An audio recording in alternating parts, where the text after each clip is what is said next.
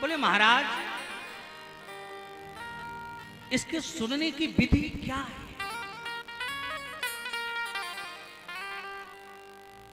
तो लोगों ने बताया सबसे पहले नारद जी ने सुना। बोले ये तो गलत, नारद जी तो सुन नहीं सकते। बोले क्यों? बोले एक जगह कभी टिके नहीं, 7 दिन नारद जी कैसे सुनेंगे?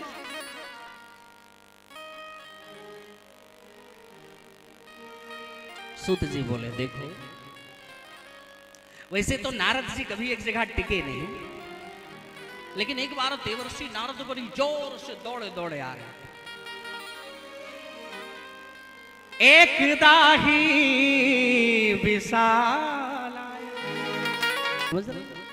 तो एक बार बद्री नारायण धाम की ओर देवर्षि नारद जी दौड़े भागे दौड़े भागे दौड़े भागे दौड़े भागे दौड़े भागे। वाह, आज सत्संग की सरिता में डूबने का एक अलग ही आनंद होगा। बोले क्यों? बोले देवर्षि आज तो आनंद आ जाएगा हमारा। लेकिन जब और निकट पहुंचे नारद जी तो नारद जी का चेहरा एकदम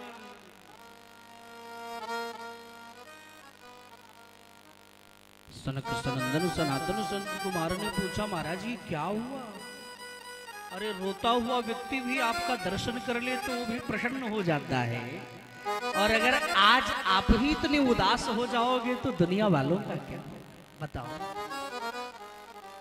किस कारण से इतनी चिंता में आप दिखाई दे रहे? कथम ब्रह्मांड मुख कुतः चिंता तुरु भवा। ओ ब्रह्मांड किस प्रकार की चिंता से घिरे हो? जल्दी बताओ मुझे। त्वरितम गम्यते कुत्र कुतश्चागमनम तव। जब इस प्रकार से निवेदन किया तो नारद जी चरणों में गिर पड़े। महाराज मैं हर जगह गया, मुझे कहीं शांति नहीं।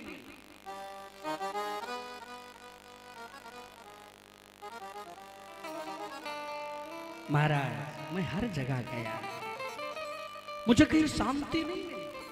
अरे मैं वहां भी गया। कहां? पुष्कर गया, प्रयाग गया, हर जगह गया,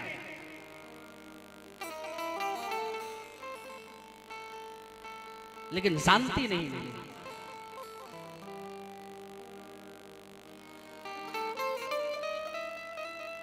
पुष्करम चा प्रयागम च काशीं गोदावरी। हर जगह गया लेकिन शांति नहीं मिली मुझे। हरे क्षेत्रे कुरुक्षेत्रे श्रीरंगम सेतु बंधन। तो मैंने सोचा कि शांति नहीं मिल रही है तो चलो चलो चल करके देखें कहां।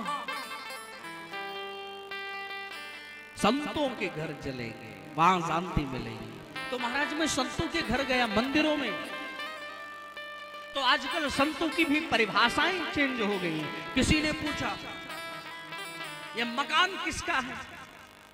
बोले तो त्यागी जी महाराज का है। जो त्यागी व्यक्ति है उसके बंगले बने हुए। बोले ये बच्चे किसके रो रहे हैं? बोले ब्रह्मचारी बाबा के।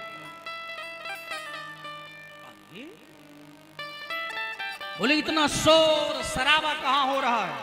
बोले मौनी स्वामी जी के यहाँ, जो वर्षों से मौन व्रत धारण किए।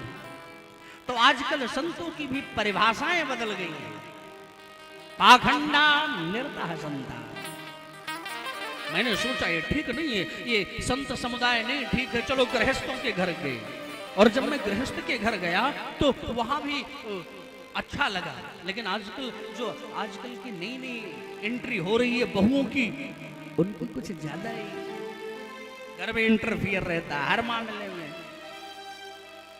वो तो किसी को समझती ही नहीं है। चलो भाई ज्यादा पढ़ी लिखी है, टैलेंटेड है तो कोई बात नहीं है, उसी को जिम्मेदार बनाओ, जिम्मेदारी प्रदान कर दो। लेकिन एक बात, जब घर में कोई बड़ा कार्य हो अच्छा तो एक बार अपने बुजुर्गों से सलाह लेना चाहिए, लेकिन वो देवी जी फिर भी सलाह नहीं लेते।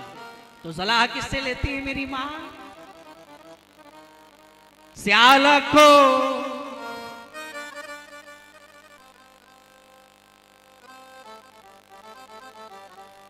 कहां से सलाह लेती है?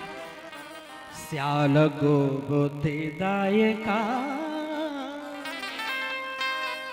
ससुराल से साले साहब आते हैं सलाहकार।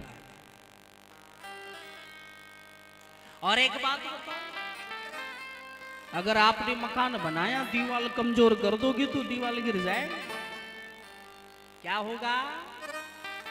दीवार कमजोर कर दोगे तो दीवार, और घर में साले साहब की सहायता लोगे तो घर बर्बाद। ये नाराज मत हो ना, क्योंकि आपके भी साले होंगे और आप भी किसी के, करेक्ट? तो भैया याद करो, और प्रमाण अगर लेना हो तो महाभारत में मामा, समझ रहे? अरे आप तो बुद्धिमान हैं।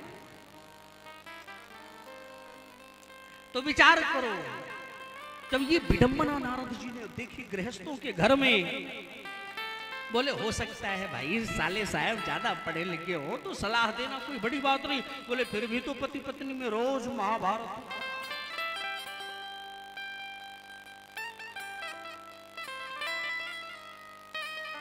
कन्या विक्रय डोलोहा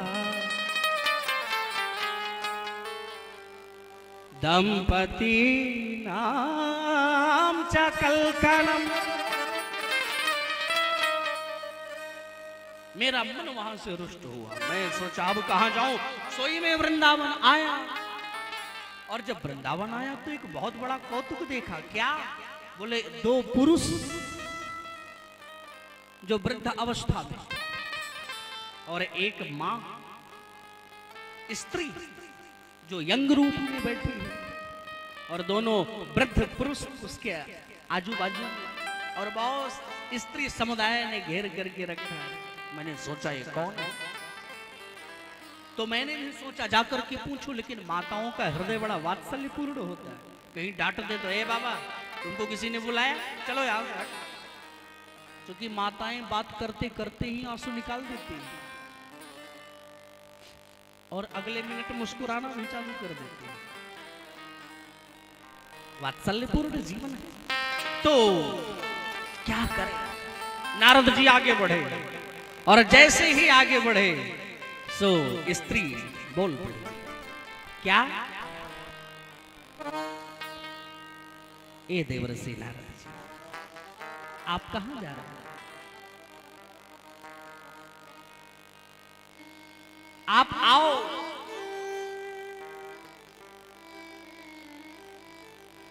नारद जी बोले अरे। नारद जी जाकर के पूछे देवी आप कौन हो? काशिक तुम कौन हो? काबिमो, ये दोनों जो हैं ये सब कौन है बताइए कृपा कर। काई मां, सारी बात बताई। और मैं भी बताऊं लखनऊ वासियों, वो देवी कोई और नहीं, वो साक्षात भक्ति माता है। और जो दोनों पुरुष हैं वो ज्ञान और वैराग्य है। भक्ति माता कहती है नारद जी मेरा जन्म कर्नाटक इत्यादि प्रदेशों में हुआ, द्रविड़ देश में हुआ। कर्नाटक में मैं बड़ी हुई और महाराष्ट्र की किन्हीं किन्हीं प्रदेशों में मेरा बड़ा सम्मान हुआ। लेकिन कहीं कहीं मर तो मैं पाखंडियों से खंडित होकर वृंदावन आई, तो मैं तो परम युवती बन गई। लेकिन मेरे ज्ञान और वैराग्य दोनों बेटा वृद्ध हो गए। आप इन्हें स्वस्थ करो। कैसे स्वस्थ करेंगे महाराज?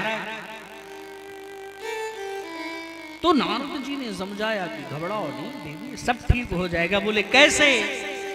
श्री कृष्ण चरणाम्बोज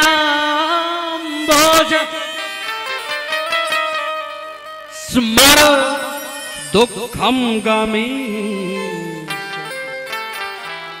भगवान कृष्ण के चरण कमल का ध्यान करो, दुख तो अपने आप दूर हो जाए। ब्रज के नंद लाला, श्री राधा जू के सांवरिया, सब दुख दूर हुए माँ जब तेरा नाम लिया। जैसे ही आप भगवान के चरण कमलों का ध्यान करोगे तो दुख तो अपने आप दूर हो जाएगा। राधे राधे राधे राधे। और जोर से बोलना पड़ेगा मेरी माँ। जब परेशान हुए तो आकाशवाणी हुई कि नारद जी सत्कर्म करो। तो नारद जी बोले ये कहाँ प्राप्त होगा, अभी तो सत्कर्म ही कर रहे थे। बोले कोई संत बताएगा। तो सनक सनंदन सनातन संत कुमार ने बताया। इसी के लिए परेशान थे। तो ये सत्कर्म कोई और नहीं केवल भागवत है। भागवत? हाँ। बोले तो मैंने भी सुना है। बोले नहीं, यही सत्कर्म है। सत्कर्म सूचको नूनम ज्ञान यज्ञ स्मृतो बुधे, श्रीमद् भागवतालाप सतुगीता सुखा देवे।